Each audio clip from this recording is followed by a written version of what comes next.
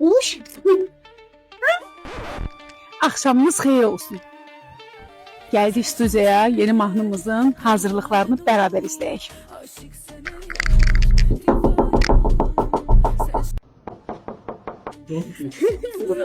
Bu gördüğünüz cavan oğlan birçoğunuzun tanıdığı, amma tanımayanlar üçün tanış edeyim.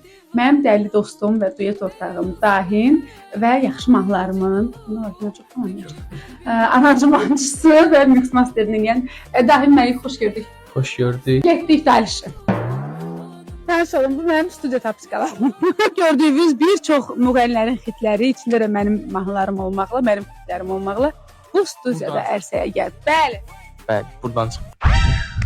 Orada isə biz səs yazırıq. Birazdan sizə oranı da tanış edəcəm. Və indi isə biz yeni ərsəyə gələcək olan köhnə mahnılardan halallığını aldığım Hansəyə müəllimə buradan təşəkkür edirəm. Sən Şamsan əgər adlı mahnımızın proyektini açıb.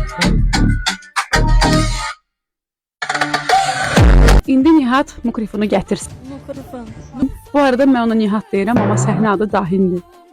Bir balaca məşq eləyək, səsimizi yoxlayaq, hər şey yerindədirsə gedək səsimizə. Sen Şamsan eğer pervanen Pervanen oğlum, onu elineme. Pervanen oğlum.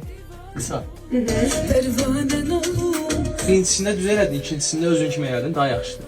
Tamam. Onu keçək yazaq. Gözəl. Mən hazır.